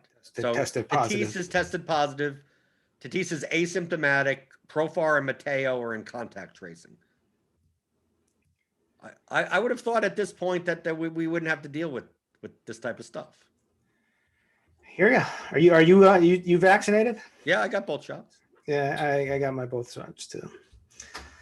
So we don't have to go into contact tracing after. Well, but now I'm worried I might test positive tonight. I just got I tested. rostered Tatis the last time he played. Maybe I should go into quarantine. Yeah, I just went to the Celtics game on Sunday, and they made me take I got to sit. DK hooked it up, and I got to sit courtside, and they made us all do COVID tests before the game. So I was tested clean. Good.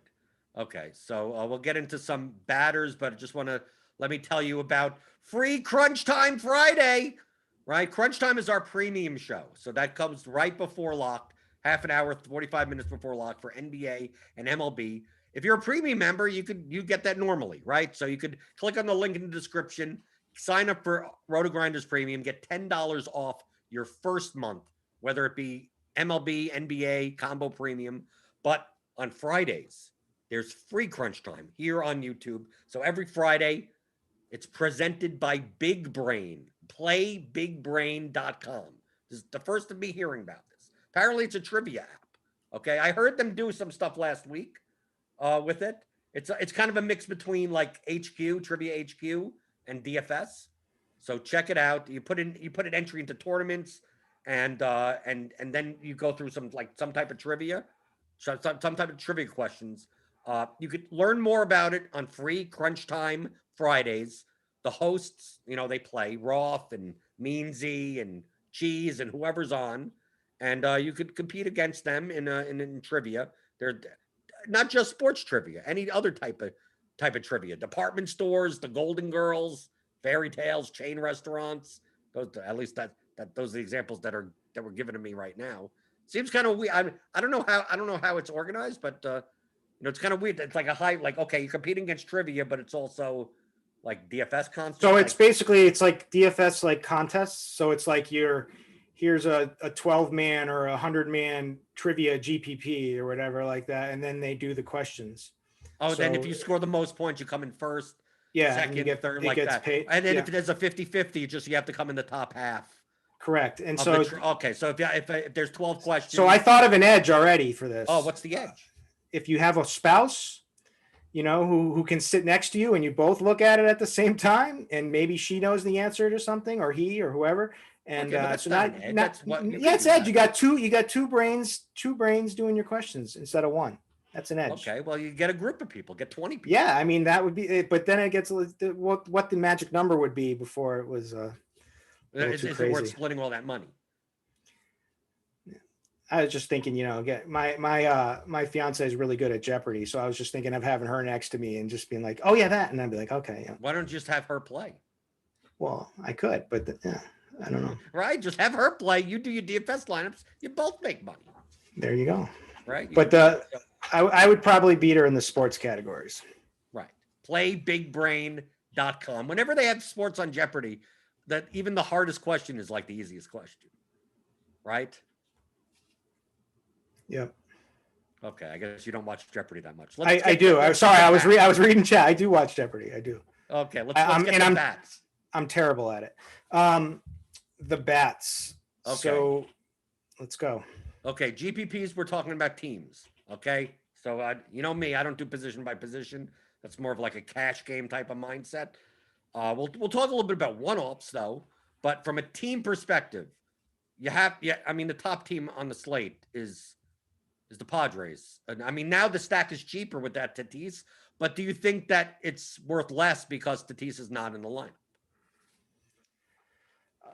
I mean, yeah, it definitely has less upside from like the home runs and stolen bases that Tatis has. So, but but now you can sacrifice Tatis and you can play it with your high-end pitchers now.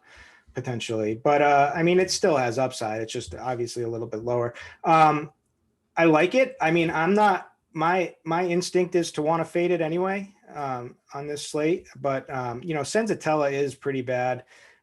Does give up. I mean, it's just low Ks, right? So I mean, they're going to be putting the balls in play. The weather isn't so hot over there. but it's still cores. But I mean, everyone's playing them, so obviously I'm looking for other spots. Another spot that's going to be popular based on projections, and also, I mean, facing Chase Anderson is always a good time. The Nationals, and their stack is pretty cheap. Could we have Turner at 5,600, Soto at 5,300? But then once you get to like Bell 3,600, Schwarber 3,700, Castro at third base, they're batting Yan Gomes fifth. So you get a catch. I mean, he's 4,100, so I don't think that's cheap. But they have a 4.7 implied run total. Chase Anderson doesn't really strike anyone out. Are you more inclined to go to the Nationals? Right now, Bell's getting basically Soto, Bell, and Turner are all getting double-digit ownership. Starlin Castro at third base at 3,100. Do you think that the ownership is still? It is a 12-game slate. Do you think that are the Nationals? Do you think that people are going to go from the Padres and go to the Nationals and the Braves because that's the third team in our ownership projections? Because especially the Braves, you don't mind Acuna. You don't mind the prices on the Braves when you're playing Brady Singer and like a 2K one-off that's available on DraftKings. Do you think that more people are going to go to those two teams versus other teams on the slate? No, I'm not sure. So for me, I actually like the two teams that both of those teams are playing better than so I like Phillies better than Washington. But I do like Washington. I like that whole game in general. And I like Toronto a lot in this matchup against Bryce Wilson. So basically I'm looking at bullpens here. So Washington's bullpen. So first of all, Fetty is not, I mean, he's kind of limited some damage this season, but he's a guy that basically just throws strikes up there. And there's a lot of upside in these Phillies bats. And so if they're going to be lower owned than Washington, which I think Washington is going to catch a lot of ownership. I like the upside you can get with Bryce Harper, with Real Muto. Brad Miller kind of makes it all doable because he's 3K and he's batting fifth, first base outfield.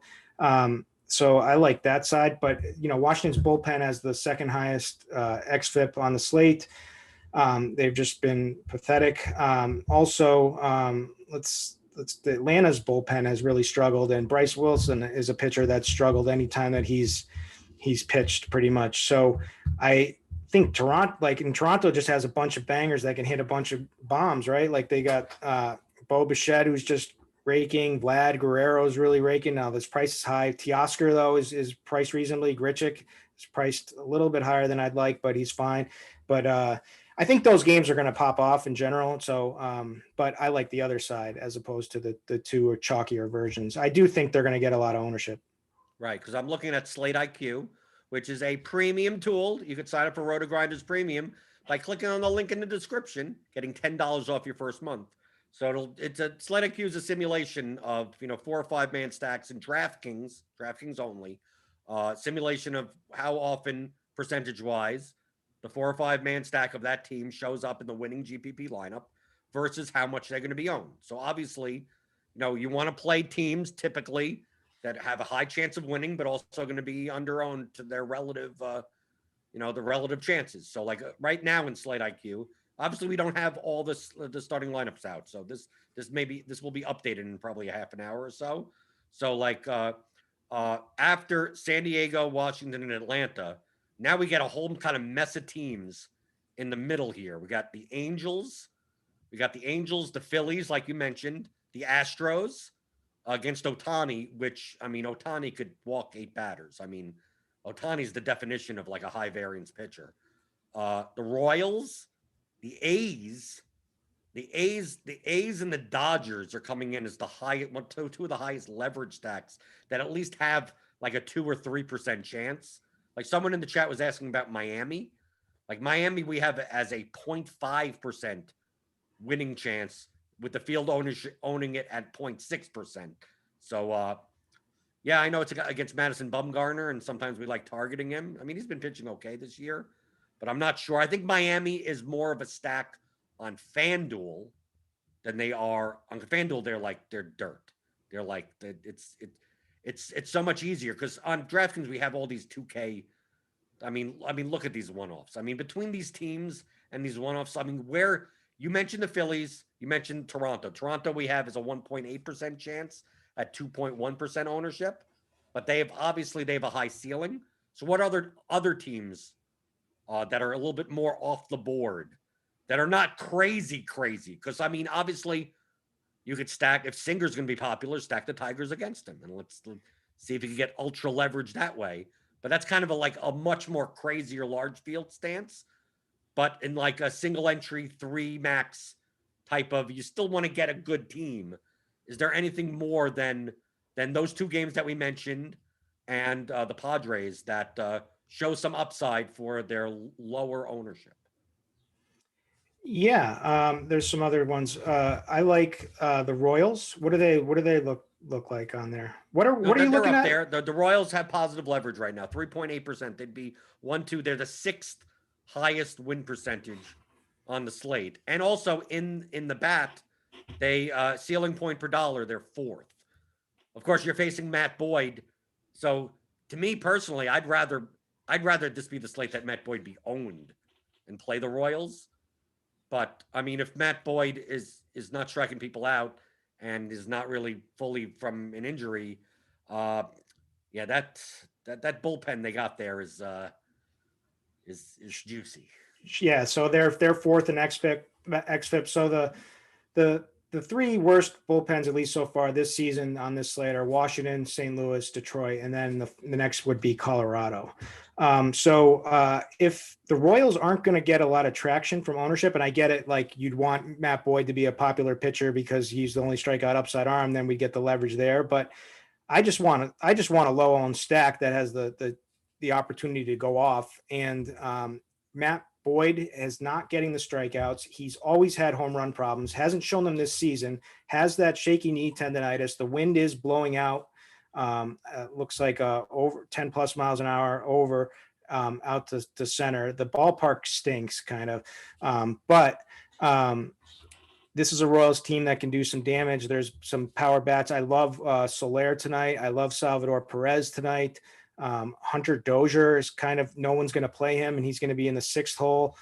He's a guy that could hit a bomb, but it's all about that bullpen, right? And if Boyd's not right, and if he goes back to his home run problems, I mean, this is a guy who's had nothing but home run problems. He just hasn't had them yet this season, but he hasn't pitched very much this season. Right, and the good thing about the Royal stack that I like, you get a second baseman and a catcher in the first 3 spots. Yep. Your lineup. You're able to fill those weaker positions. So Lair is only 3,200 on DraftKings, so that's a salary saver. But he'll be somewhat owned. I think if you're going to take a one-off, like that's one of those cheap 3K level one-offs on the slate. With we have it on DraftKings with home run upside, right? Like right. that's very that's I mean, everyone does that. I mean, that's great also for like the 3-man single entry and 3 max entries to just load up on your stack and then fill it in with some home run upside one-offs. Right, because I mean we have Justin Upton, 2,500. Yep. Nomar Mazara is 2,200. Yep. Franchi Cordero is always 2K. Rojas batting 5th possibly. I mean the Angels lineup isn't out. He's 2nd, 3rd base. He's 2,100. There's Avi Garcia is 2,900. Soler's 32. Brad Miller's 3,000. Like, don't complain to me that you can't find cheap one-off batters on this slate because there's a 2K option too. There's Trevor. I don't know if it's Larnach, whatever. Yeah, he's on the Twins. He's 2K. He has a monster power out in AAA. So he's supposed to be a power hitter. He hasn't shown it yet. But he's 2K, and if I'll take any power hitter for 2K. Batting 6th is fine on the road. Get the at bats. Right, because I don't mind playing the bottom of the order on road teams because they're guaranteed those 9 innings. Looking at the bat projections for DraftKings, just to roll down on a point per dollar basis. Brewers, Angels, Tigers, Royals. But this is primarily because it's calculating a 4 or 5 man stack, and there are so cheap guys for a median, right? Because the Tigers have Mazara, the Royals have Soler, The Brewers have there's no one that's expensive, but they're all horrible, pretty much. The Angels have Upton and Rojas and Ward. So from a point per dollar perspective, they grade well, but maybe not from a ceiling perspective on a 12-game slate. From a ceiling perspective, the bat number one is the Padres, then the Dodgers, the Nationals, the Phillies. They're up there. The Braves, Astros, Blue Jays, and surprisingly the Marlins, even on DraftKings, up at in the top half. I kind of like the Marlins tonight. I just think their pricing is better on FanDuel than it is on DraftKings. Bumgarner is someone we were all just a couple weeks ago just saying, "Yo, he's the worst. You got to attack Bumgarner," and then he threw a 7-inning no-hitter, and now everyone's kind of forgot about stacking against him. But you got cheap power bats, right? Like Aguilar. It's not cheap, but he's a power bat for sure with the platoon. Garrett Cooper is a cheap power bat. I think he's min price on FanDuel or something. Is he? I think he's like 2,200 or something. Yep. Adam Duvall is priced nice on pretty much every site, and this is a lefty masher. Even though Cardi won't stand by that one, but Duvall does mash lefties and it has double dong upside.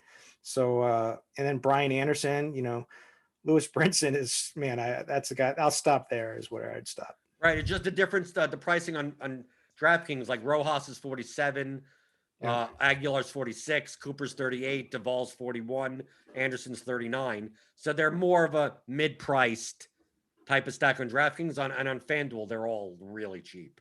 So they still have a ceiling based on the bat. They still have a ceiling on DraftKings, but they're just priced more competitively. Do you think the team that's going to go completely overlooked, but based on their pricing and the lineup probably not being out by lock, team with the second highest ceiling and a 4.28 team total, the Los Angeles Dodgers? Betts, Seager, Turner, Smith, Muncy. You show me that lineup and you tell me the Dodgers put up 10 runs today. Do I have to tell you am I shocked if the Dodgers put up a ton of runs? And is anyone going to be playing these guys with the Padres? And even the Braves, we have other stacks that are even going to be more popular and as expensive.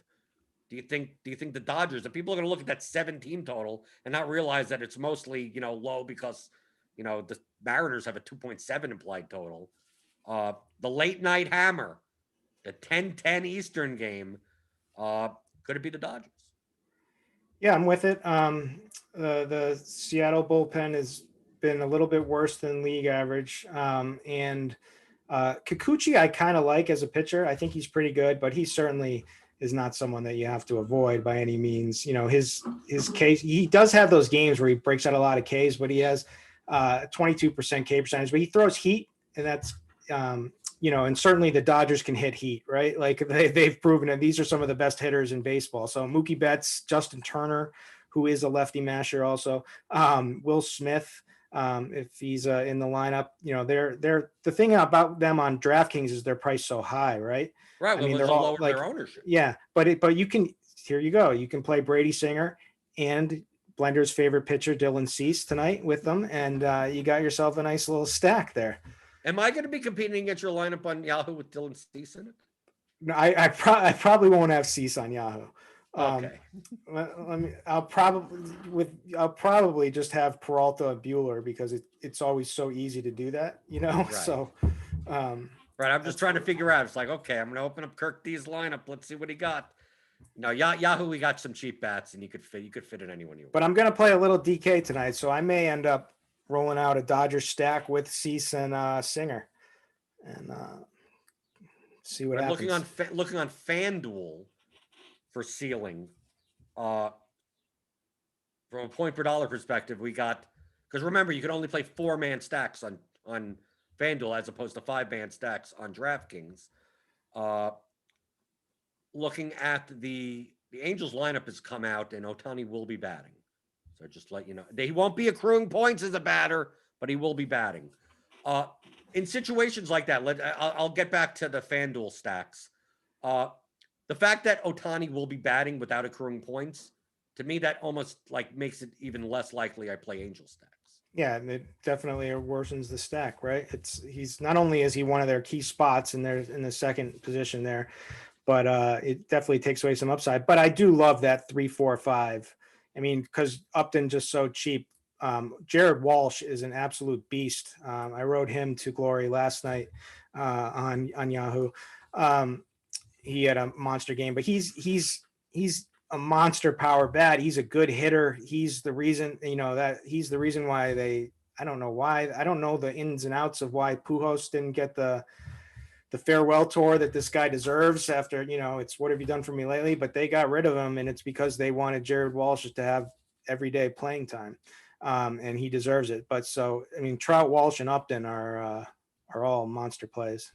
So going back to FanDuel, these are 4-man stack ceiling rankings according to the bat. Nationals number 1, Padres number 2, Phillies 3, Braves 4, Marlins 5th, Dodgers 6th. The Marlins actually project higher than the Dodgers on FanDuel for a 4-man stack, according to the bat, as of the lineups that are out right now, because we don't know all the lineups yet. So are you looking at straight ceiling or ceiling point per dollar? Just ceiling, not ceiling, because obviously the Padres ceiling point per dollar are much lower because they're higher priced. Yep. But we have pitchers on FanDuel. If you're not playing Bueller, you could play Peralta and get a Padres 4-man, no problem. Yep, especially now without Tatis. Right, exactly. So like that, to me, unless you're playing Bueller or you're probably not playing Means on FanDuel for even higher. If you're not paying up for Bueller on FanDuel, like you could play you could afford anyone you want. I mean, is Means going to catch any ownership tonight? He'll probably have some, but probably much lower than we even project. I was thinking like that. I was thinking that would be a blender play, play. Yeah, but I'm not going to overpay. If it was a smaller slate, if it was like a 5-game slate, maybe. But like, if I'm going to get different, like I'd rather underpay. Like I'd rather play Kenta Maeda at 7,600. I'd rather play Dylan Cease at 7,000 than like overpay. Because to me, I view the Means at 10-3 to be a worse version of me playing Stroman. You're playing Means not because you think Means is going to put up 30+ points. You're doing it because Bueller and Peralta both bust. So if I'm going to do that, why not just save 1,200 to play Stroman? Because you got a 30% strikeout. Is that real? Is that real? I think he's pretty good, but we'll see if that's real or not. I don't know. But you get it. If it was a 5-game slate and we didn't have any options, then sure. But we have currently projected for 19% ownership on DraftKings. Yeah, that's too high. That's too high, right? That's too high at that price, right? I was thinking if he's going to come in in single digits, then it's worth thinking about here. Right. And same thing for FanDuel. For FanDuel, FanDuel makes more sense. 3% projected ownership. One pitcher side. Yeah, you're obviously going to play Bueller for less money, right? Yes, sir. Let's get to questions. We got 5 minutes left. Grinderslive. Get Devin in here. Devin's always, I hear his voice. Here I am. Oh, there you go. Just floated in. Spectre behind the scenes. How's it going, guys? Good. Going okay. We're still waiting. I still hate waiting for lineups. Just keeps them low owned, right? Well, at least it's not waiting for my lineups without. At least we're not waiting for NBA lineups. I was telling you guys in pre-show. At least you got on the baseball show. We got a good bit of QQs, so maybe we can go into some lightning round and knock these out before we have to close out. And I wanted to start off by agreeing with Kirk. At first I thought it was kind of shady, your technique for getting your spouse to hop in with the trivia. But then I remembered 2HQ trivia when that was like a thing that was sweeping the nation. And I remember thinking, I just need to get a dozen of my friends together and we could just 50-50 survive every round and we'll take the whole thing down. But I never won it anyway. So we'll, wonder. I mean, if McLovin and SRN or whatever are going to be, doing. We just got to figure out. Out of the 3-mans, just stay out of the 3-mans. Just eliminate one of the questions and then we'll both take one of the other ones. We'll start with ZZTV. John Means, low owned and has looked great. Is it dumb to go back to him for DK? We kind of just covered that. I think on DK, it's probably not worth it. I think on FanDuel, since Blender gave me that ownership percentage, then it's worth it over there. DK doesn't listen to the triple doubles for what Russell Westbrook, but they'll listen to the no hitter for John Means, right? Daryl Hodgkins in chat, 40th birthday, wanted to give him a happy birthday. Derek, thoughts on Boyd? Cheaper on DK, so perhaps as an SB2. I think we touched on Boyd as well, right? I think it's worth. Is it worth taking a shot in GPPs at that price? Yeah, but not on FanDuel. Right. But I'm not even sure if he's necessary. I think the issue is that Singer's price is so low, and we got plenty of options for value bats that it almost makes it like trust me, if the pricing was tighter and Boyd was 6,300, I'd be taking a shot at 4% ownership. But the problem is, do I need to? He's a pivot, right, off Singer. If you want to, I guess I just rather make a different construction. If we see Singer get chalky by the time your lineup's locked, he will be. Eric wants to know DK SP summary. We're just gonna say, since we're short on time, he jumped in pretty close to us still talking about SP, so I'm sure they got a good chunk of that. But we have the obligatory Miami stack question every day. Are we going back to the Marlins? I'm playing Marlin stacks on FanDuel. I'm playing 100 lineups on FanDuel. At least 10% will be Marlin stacks. There you go. Kirk, anything to add? I like Miami. I like that top four. I like Duvall a lot tonight. Speaking of the no-hitters or supposed no-hitters, Stan wants to know DK tournaments. Any interest in Mad Bum? We're stacking against him. Yeah, we have interest in stacking against him. That's the interest. Right. There's the answer. ZZTV asking the universal question: is a 4/4 stack viable on DK? I think it's high leverage. That's fine. The stacking on question. Large slates, I'm more preferable to just play 5-man stacks, but 4/4 is. I mean, you need two teams that put up a lot of runs, right? Versus just one.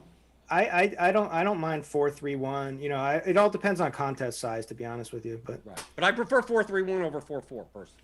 Yeah. And that would you guys say that's just DK, or would those be for FanDuel as well? The 4-3-1. FanDuel, you can't play 5-man. You have to. So I guess that's a good point. Because FanDuel stacks are supreme over there, though. No, but I don't mind on FanDuel. I play mostly 4-3-1. Perfect. Yeah. The pricing isn't tight because there's always like one great low-priced home run upside bat. Right. Or you're playing a 4/4. Let's say I play the Marlins, cheap Marlins, without Buehler. Would I rather have? Because what ends up happening is that, let me take a look at the starting lineups. Would I rather have the fourth man of the Marlins stack be Lewis Brinson, or do I pay for a Ronald Acuna one-off? Yeah, we'll take Acuna. Yeah. Right, exactly. So, that's a 4-3-1. So, I'm much more likely to do that with the when I'm playing cheaper stacks. See, I understand the thinking behind that, but I've been playing MLB DFS enough to know that the minute you say, I'm going to go up for that Ronald Acuna is the night Lewis Brinson hits 2 home runs. No, that's not what happens. It's the night that Acuna puts up a 0. Or that, yeah. Right. And Lewis Brinson gets a couple of singles. Then he ties Brinson, so you're all set. Right. All right, moving on to Dustin wants to know thoughts on Bassett going completely unowned. Rightfully so. I love that answer, just a sound. Ugh. 8K at Boston. I get 1%. Unowned is a little unowned is a little tempting, but I like my Red Sox here tonight. All right, Dustin again. White Sox Twins. Cease and Maeda are known to get blown up from time to time. What are your thoughts? Well, you're playing Cease, and I'm probably playing some Maeda. So. Well, there's your answer. I think we like the pitchers in that game. Yeah. All right, Daryl. Is Ohtani the best player in MLB considering everything? You gotta admit the pitching and the hitting. It's impressive. It's special. Yeah, it's special. Yeah, I think it's stupid. If he doesn't, it's kind of stupid. I could see that. I think he should just be hitting probably, but it makes sense. If he doesn't get injured, I would consider him the greatest baseball player. And GR, if he doesn't get injured for the next 15 years, pitches and gets 150 wins and he actually. Right. Is a good pitcher. If it materializes into a career and it's not just a shtick. I mean, that's ridiculous. Right. GR Sauce wants to know any Yankee stacks or just one-offs, any site. They're so overpriced for being in Tampa Bay. No one's going to play them. I mean, they're going to be low owned. Pretty good pitcher's park, right? Right. And they're also Patino's only an opener. Then they're going to get Yarborough. It's going to be Yarborough, and that's pretty good for Stanton and Judge, They got a bunch. But I can't see stacking the team at these prices. It's a tough park. It's a low total. It's I mean, there's COVID running around. All right, I know we were bragging about being on the MLB show, but we're going to end with this one from Tom. Wants to know, I hope you guys can see this comment. Can I take the Nuggets -4.5? Don't look at me. I don't even know what's going on. Who are the Nuggets? You got to tell me who's out, who they're playing. Hey, hit up Dean on Twitter. He'll let you know there, Tom. And Chief. And Chief, yeah. They'll take care of you. All right, Blender, you want to take us home? Sure. We got crunch time coming up for premium members. So sign up for RG Premium. Get $10 off your first month. Click on the link in the description below. We got Roth. We got Meansy for basketball. We got Cardi for baseball. It's a hybrid show coming up in 10 minutes for premium members.